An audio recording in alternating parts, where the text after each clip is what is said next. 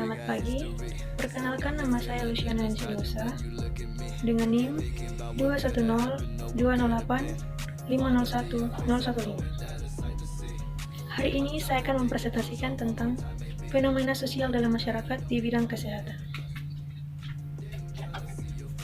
Kesehatan, menurut World Health Organization, disingkat WHO, kesehatan merupakan suatu keadaan sehat yang utuh, baik secara fisik, mental, dan sosial, serta bukan hanya keadaan bebas dari sakit, penyakit, atau kecacatan yang memungkinkan setiap orang dapat hidup produktif secara sosial dan ekonomi. Berikutnya, masalah kesehatan terbesar di Indonesia. Saat ini, akibat COVID-19, dunia tengah menghadapi krisis kesehatan global dan sosial ekonomi yang belum pernah terjadi sebelumnya. Di Indonesia, kehidupan jutaan anak keluarga seakan terhenti. Pembatasan sosial dan penutupan sekolah berdampak pada pendidikan, kesehatan mental, dan akses kepada pelayanan kesehatan dasar. Semenjak Indonesia menginformasi khusus COVID-19, yang pertama, UNICEF telah memimpin berbagai upaya merespon pandemi ini bersama dengan pemerintah, organisasi kesehatan dunia, dan mitra lain.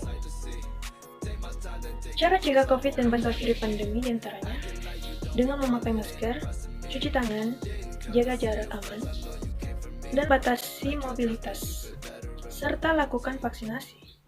Berikutnya, kematian ibu akibat melahirkan. Saat ini, angka kematian ibu ketika melahirkan sudah mengalami penurunan. Namun, jumlahnya tetap masih jauh dari target yang diharapkan. Hal ini disebabkan oleh kualitas pelayanan kesehatan ibu yang belum memadai, kondisi ibu hamil yang tidak sehat, dan faktor-faktor lainnya. Menurut data, penyebab utama kematian ibu adalah hipertensi kehamilan dan perdarahan postpartum. Selain itu, kondisi yang seringkali menyebabkan kematian ibu adalah penanganan komplikasi, anemia, diabetes, malaria, dan umur yang terlalu muda. Untuk menanggulangi hal ini, pemerintah tengah mengencarkan program pembangunan puskesmas, diiringi pula dengan peningkatan kualitas pelayanannya. Pemerintah juga menciptakan pola keanekaragaman makanan untuk gizi ibu hamil.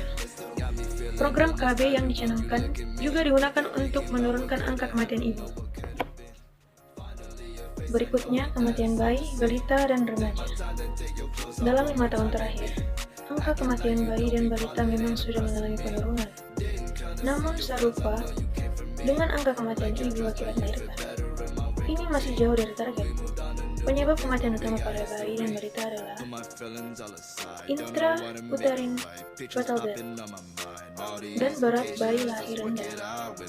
Sedangkan untuk balita, penyebab kematian utama yang dialami adalah pneumonia dan diare. Artinya, faktor lingkungan serta kondisi ibu sebelum dan selama kehamilan sangat mempengaruhi kondisi bayi. Maka dari itu, untuk menangani tantangan ini, pemerintah akan menciptakan langkah-langkah persiapan untuk calon ibu, agar mereka benar-benar siap menghadapi kehamilan dan persalinan. Untuk remaja, penyebab kematian utama di samping kecelakaan transportasi adalah demam berdarah dan tuberkulosis. Umumnya ini disebabkan karena penggunaan tembakau atau rokok. Untuk menanggulangi masalah ini, pemerintah menetapkan pelaksanaan UKS atau Unit Kesehatan Sekolah yang diwajibkan di setiap sekolah untuk mempromosikan masalah kesehatan. Prioritas program UKS adalah perbaikan gizi usia sekolah, kesehatan produksi, dan deteksi dini penyakit tidak menular. Masalah kesehatan terbesar di Indonesia yang berikutnya adalah meningkatnya masalah gizi buruk. Saat ini, ternyata masalah gizi di Indonesia masih sangat kompleks. Tidak hanya masalah kekurangan gizi, masalah kelebihan gizi juga menjadi persoalan yang harus ditangani dengan serius. Kondisi stunting atau pendek sendiri disebabkan oleh kemiskinan dan pola asuh yang tidak tepat, sehingga mengakibatkan kemampuan kognitif tidak berkembang secara maksimal, mudah sakit maupun berdaya saing rendah. Masalah ini paling fatal menyerang anak-anak, karena gangguan pertumbuhan yang serius ini bisa merusak masa depan mereka. Apalagi jika stunting terjadi lewat dari 1000 hari. dampak buruknya bisa sangat sulit diobati. Untuk mengatasi masalah stunting, pemerintah mengadakan program sosialisasi kepada masyarakat agar dididik untuk memahami pentingnya gizi bagi ibu dan anak. Pemerintah menetapkan fokus pada 1000 hari pertama kehidupan, terhitung sejak konsepsi hingga anak berusia 2 tahun. Berikutnya, meningkatnya penyakit menular. Masalah penyakit menular juga masih mendominasi dunia kesehatan Indonesia. Prioritas utama pemerintah adalah membasmi HIV/AIDS, tuberkulosis, malaria, DBD, influenza, dan flu burung. Indonesia juga masih belum sepenuhnya mampu mengendalikan penyakit seperti kusta, filariasis, dan leptospirosis. Strategi pemerintah dalam memberantas masalah ini adalah dengan meningkatkan vaksin dan imunisasi seperti polio, campak difteri, pertusis, hepatitis B, dan tetanus. Strategi ini terbukti ampuh karena pada tahun 2014, Indonesia sudah dinyatakan bebas polio. Untuk mengendalikan penyakit HIV/AIDS, pemerintah mengadakan sejumlah persiapan yang mencakup tata laksana penanganan pasien, tenaga kesehatan, pelayanan kesehatan, khususnya rumah sakit, dan laboratorium kesehatan.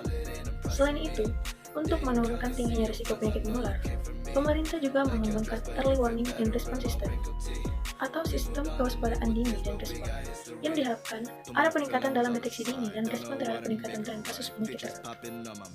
Berikutnya, meningkatnya penyakit tidak menular. Penyakit tidak menular yang paling banyak menyerang masyarakat Indonesia meliputi hipertensi, diabetes mellitus, kanker, dan penyakit paru obstruktif kronik. Selain itu, jumlah kematian akibat rokok juga terus meningkat.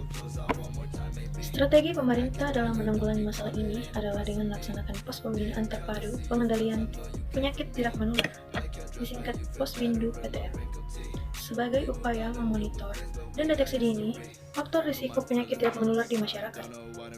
Deteksi dini sangat penting karena sebagian besar masyarakat Indonesia tidak menyadari bahwa dirinya menderita penyakit tidak menular. Oleh sebab itu, pemerintah juga berencana untuk meningkatkan sosialisasi dan program jaminan kesehatan seperti BPJS. Masalah kesehatan terbesar di Indonesia yang terakhir adalah masalah kesehatan jiwa. Tanpa kita sadari, permasalahan kesehatan jiwa di Indonesia itu sangat besar dan menimbulkan beban kesehatan yang signifikan. Berdasarkan data, lebih dari 14 juta jiwa masyarakat Indonesia menderita gangguan mental dan emosional. Sementara itu, lebih dari 400.000 orang menderita gangguan jiwa berat atau psikotis. Masalah gangguan jiwa di Indonesia berkaitan dengan masalah perilaku dan seringkali berujung pada kondisi yang membahayakan diri sendiri seperti bunuh diri. Dalam 1 tahun, terdapat 1.170 kasus bunuh diri dan jumlahnya terus meningkat. Untuk menanggulangi hal ini, pemerintah memprioritaskan pengembangan upaya kesehatan jiwa berbasis masyarakat, disingkat UKJBM, yang ujung tombaknya adalah puskesmas. Program ini bekerja sama dengan masyarakat untuk mencegah meningkatnya gangguan jiwa. Cara menanggulangi masalah kesehatan di Indonesia bisa kita lakukan dengan yang pertama, melakukan peningkatan gizi melalui kegiatan Posyandu dan PKK atau pembinaan kesejahteraan keluarga, pelaksanaan imunisasi, penambahan fasilitas kesehatan, penyediaan pelayanan gratis, dan melakukan penyuluhan tentang arti pentingnya kesehatan. Kesimpulan dari materi ini adalah masalah kesehatan adalah masalah kompleks yang merupakan hasil dari berbagai masalah lingkungan yang bersifat alamiah maupun buatan manusia. Datangnya penyakit merupakan hal yang tidak bisa dihindari, meskipun kadang bisa dicegah. Berikut tips-tips untuk menjaga kesehatan. Yang pertama, berpikiran positif, kendalikan stres, menjaga pola makan, cukupi kebutuhan cairan, cukupi kebutuhan vitamin, menjaga kebersihan diri dan lingkungan serta higienitas makanan dan minuman. Olahraga secara teratur, hindari kebiasaan buruk seperti merokok dan mengonsumsi minuman beralkohol. Itu dia materi yang dapat saya bawakan pada hari ini. Lebih dan kurangnya mohon dimaafkan. Terima kasih.